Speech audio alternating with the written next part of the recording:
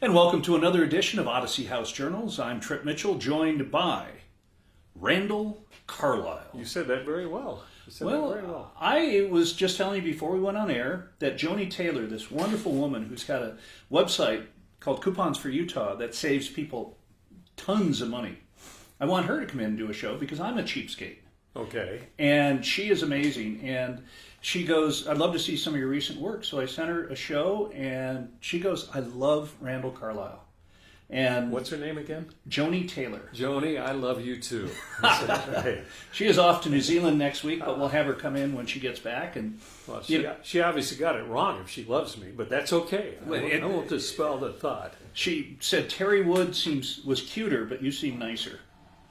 Well, I won't comment on either of those. Hey, we're going to talk about a little news story every time. Guess where one of the biggest, not one of the biggest sources of opioid pain pills, but stolen opioid pain pills comes from? Is it the distribution companies? No. Where people, believe it or not, hospices. Where people are, dying with dignity. And most of them have opioid pain pills. As well they should, yeah. Pain. And 1/3 of all hospices report cases of stolen painkillers. And it's primarily from family members who go to visit their dying loved one, and then they steal their opioid pain pills. It's incredible. That is a level. What are you doing today? I'm going to 3 hospices to visit some people who are dying. My God, Well, it says a lot about a couple different things, human greed. But on the other hand, when people get addicted to opioids, they will stop at nothing.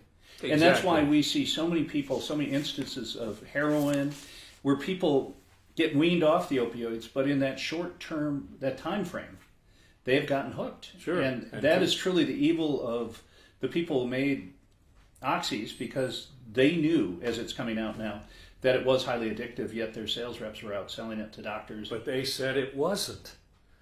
Just like the tobacco industry said way back when. They had all this research that said the reason they sent cigarettes to soldiers in World War II was to get them all hooked when they came back.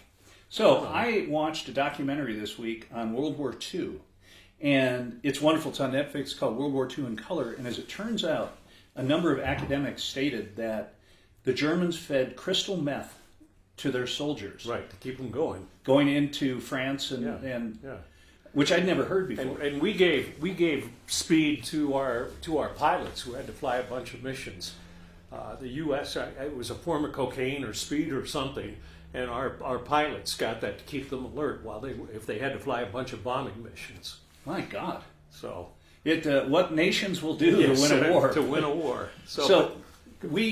First of all, we love doing these stories. If you've got a story that you'd be interested in talking to us about, we'll have an email address for Odyssey House. Sure. And you can send that in to Randall's attention, and we'd love to talk about it. And It just shows that the addiction to oxys is so widespread, and we talk about it in the show all the time. In Utah, you wouldn't expect that to be the case, but we have a tremendous oxy problem here. Well, and I mean, just that one news story, I mean, if everybody going to visit their relatives who are dying and stealing their pills,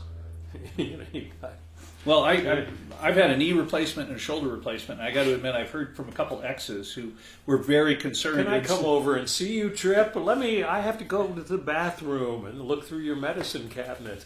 Yes. I'm not as charming as I thought I was. No, it wasn't you. It was your pain pills. Speaking of charming, okay, our guest this week is a guy who has been around these rooms for a long time, started a couple different meetings, but is the guy that's liked more than anyone in this program. When you say these rooms, for people who are watching, thank you for clarifying. We're talking about 12-step programs, and you and I are recovering alcoholics, and we go to meetings. That's correct. And this is a guy who's loved at meetings. Unfortunately, he couldn't be here this week. Chick, can you come in? He's not the guy. Yay! Thank you. Have a seat, Chick. So Chick's not the one who's loved by meetings. If you substitute tolerated for loved, I think that... Well, it's funny, when you told me that you had invited him to be on because you guys go to the same meeting, you said the name Chick, and I said, I've been to meetings. It's really funny for people outside the 12-step program community here in the Salt Lake area. we all know, so many of us know each other, and you can go to, and there are hundreds of meetings every week, but I can go anywhere to any meeting, and since I've been going to meetings for 8 years now, I know somebody at each meeting, or recognize a face or something. So when you said Chick, I said, oh, I know who that is. Yeah, and by the way, just to describe what our show is, this is a show about addiction, but more importantly, it's a show about recovery. And recovery is so possible, and there are thousands of people in the state of Utah who are just, their goal is to help people.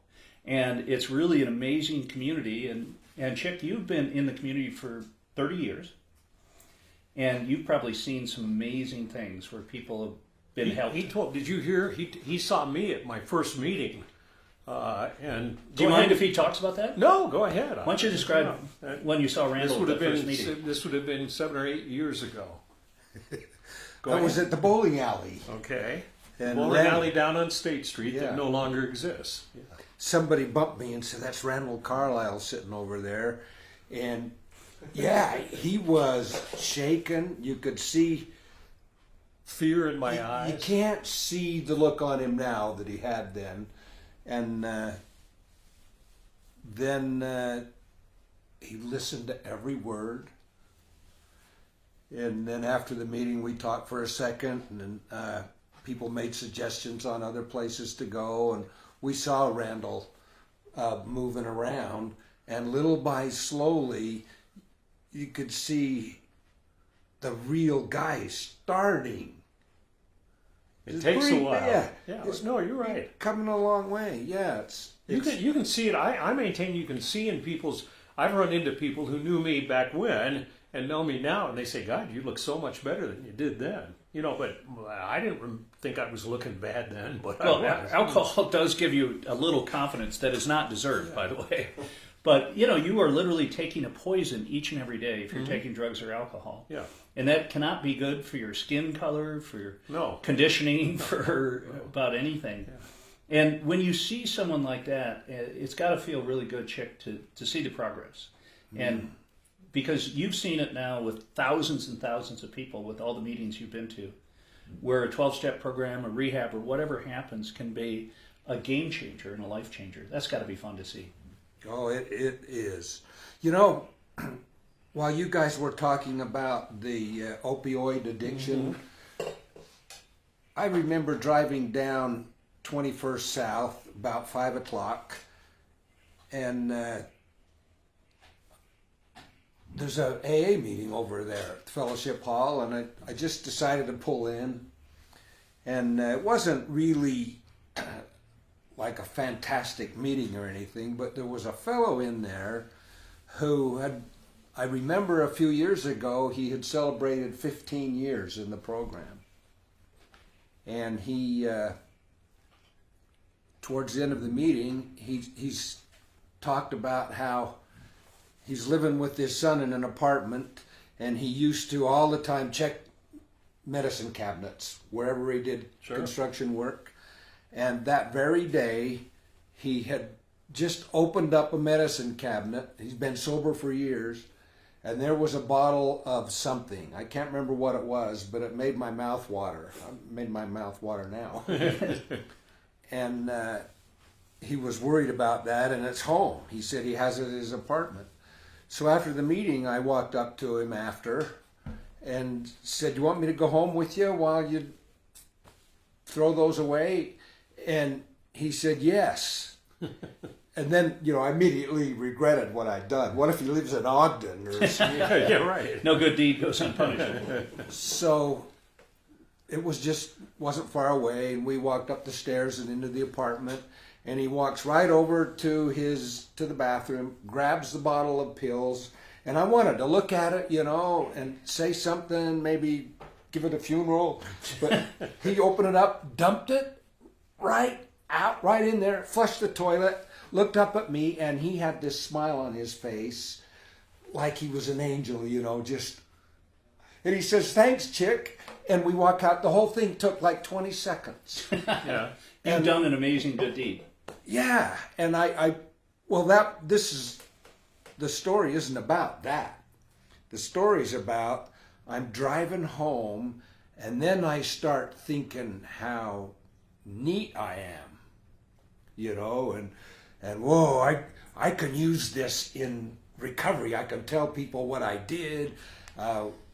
Later, I found out it's called a humble brag, and but I got all puffed up, and I'm driving up the canyon to my house, and I'm thinking, this is what my real problem is. It isn't. It's what I was doing was right, but the way I'm doing it now is wrong. And I called my sponsor. He says, "Don't tell anybody." Except when you're on a TV show Yeah. or podcast with 12,000 listeners. Yeah. And I've had a lot of stories like that where they say, "Don't tell anybody" for 3 or 4 months. And recovery is about becoming right-sized, in my opinion. When I say my opinion, that means get another opinion as soon as you can. Yes. Explain right-sized. Right-sized is, wait for it, Okay. Dead air. there was a woman who newly widowed, standing by the coffin of her deceased husband at the funeral. And one of her friends comes up and says, "Oh, I'm so sorry for your loss. What happened? He was so young." And the widow says, "That crazy fool drank himself to death." And the other woman says, "Oh, it's too bad he didn't find AA." And the widow says, "Oh, he wasn't that bad." That's the right-sized is not denial anymore. We begin to know who we are a little, I think. And that realization is what allows you to Yeah. maintain sobriety. And these one-on-one conversations that we have with each other or two, we become friends. And in AA, we'll study spiritual principles. And we go to the AA meetings and we hear principles and we hear personalities. When somebody tells what they did about a problem, like if you came to me with a problem, I would probably say, "I can't help you with that, but this is what I did when it happened to me." And then we'll probably laugh because it was a pretty stupid response. But we hear what used to be common sense is uncommon sense now, and what used to be uncommon sense or the impossible is possible. At a point in my life, the very pivotal point, it was impossible to think of living a sober life and working with other alcoholics genuinely, just because, not for having ulterior motives. So I was in a DUI class, and there was a man there by the name of Art, and he had a scar on his face, and they introduced him as a man who'd been sober for 4 years, and he was going to talk to us from AA, and he had a blue book on his lap, and that was the genuine... big book. The big book. Yeah. It had coffee stains on it. As well it should. So that made it authentic. Yep. So he tells his story of what his life used to be like, and I could have sworn that he had gotten notes from somebody about me. Yeah. It was so familiar. And then he talked about what happened, and that's the the impossible thing, the pivot point, and then what his life is like now.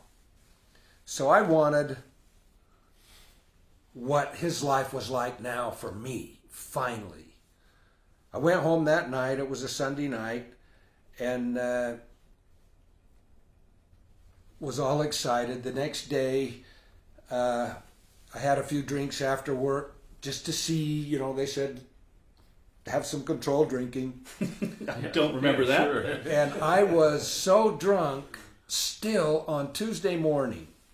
I called up Alcoholics Anonymous on the phone, and this was in February, almost to the day, 35 years ago, 1985. Wow. And I didn't want them to know who I was, so I said, this is that phone call, what do I do now? And the lady on the phone, you could almost see the smoke in the office. She says, well, it's about time for you to start coming to the meetings and see how the rest of us stay sober. And so, but it's time for you to start coming to the meetings and see how the rest of us stay sober. Stay sober. I'd never heard stay sober or sobriety. So I went to the noon meeting at the old fellowship hall down behind Dirk's Field.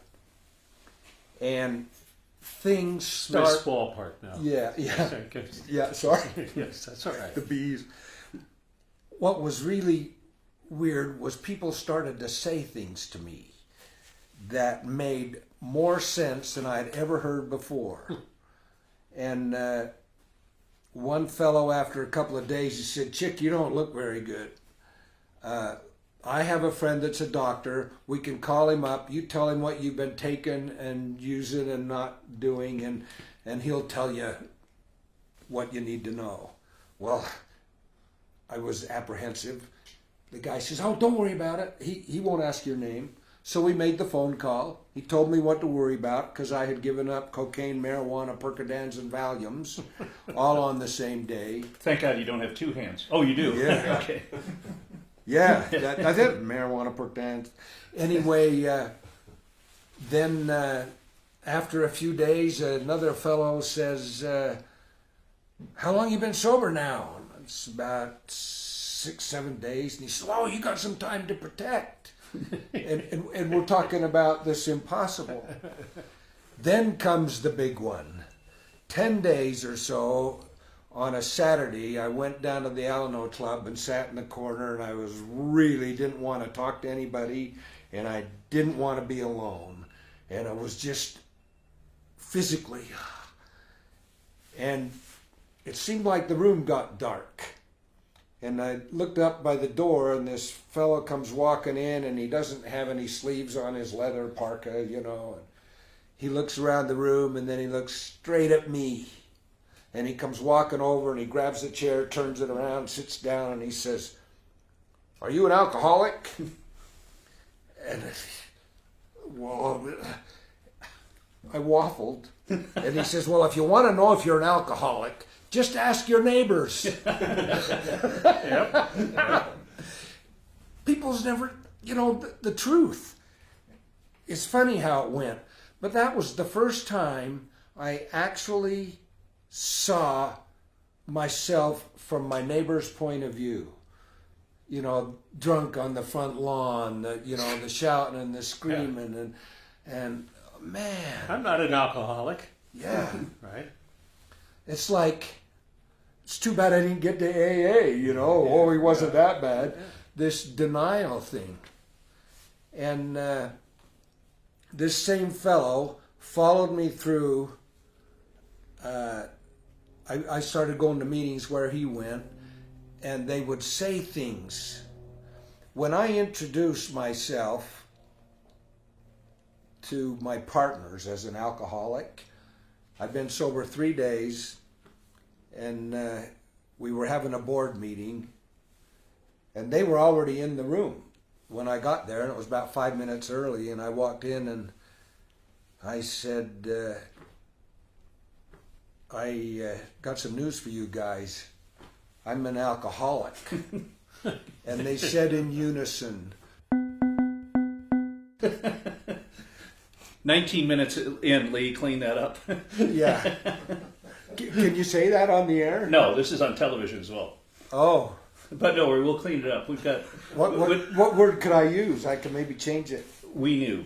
We knew exactly what you were going to say. I think was that waiting has for that happened to to come everyone in recovery where they make this, they think they've been living the greatest private life. Yeah. And everyone knows. Your dog catch, everyone knows. I know. When I finally had the guts to say, after I'd been clean for a while, I said that I'm an alcoholic in recovery.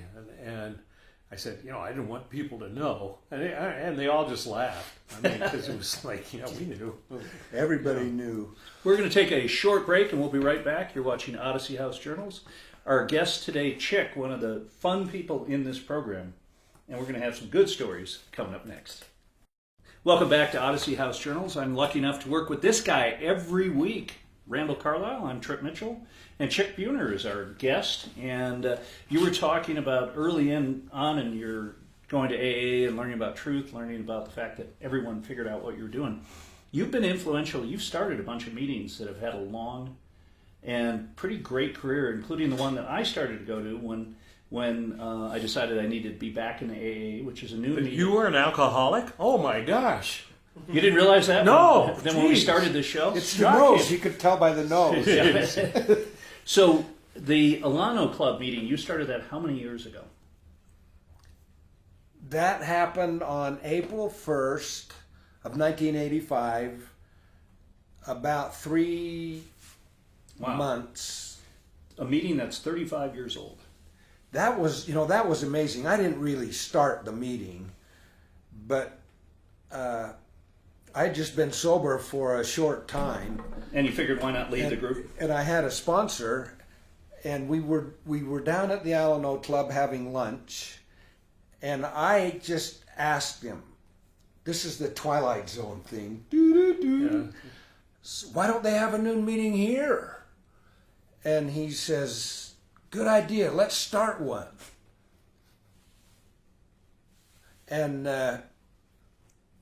to go back, my partners at work were willing to give me a whole year where I could have a couple of hours during the day to go to lunch and go to meetings.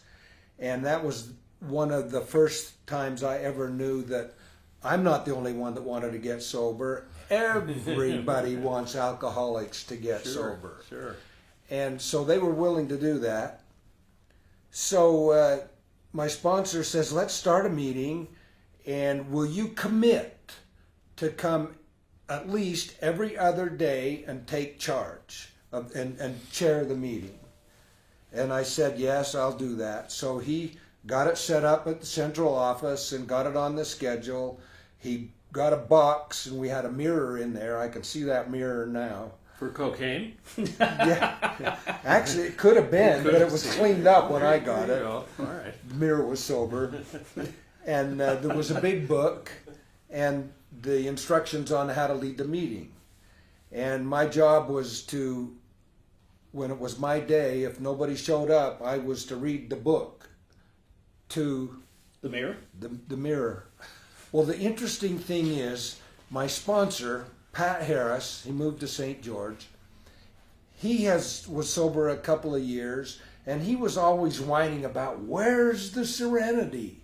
You know, when he celebrated his birthday, people would say, congratulations. He says, yeah, I've been sober a couple of years, but where's the serenity? So I asked him one day, what are we going to call the meeting? And he says, well, I'm always looking for serenity. Let's call it the Serenity Seekers. 35 years. And there are days, Randall, at this meeting that you'll see 75 to 100 people. Really? And Chick has called it a triage meeting because for a lot of people it's the first meeting that they go to when they're brand new to the program. And the great thing about 12-step meetings is that people are there to help. Sure. You never judge, always open.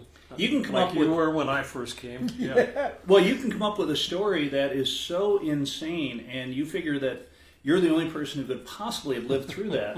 And there'll be 12 other people in the meeting who not only know that story, but done it twice as horrible for themselves. So 12-step is an amazing program, but in addition, there are tons of rehab facilities around the valley.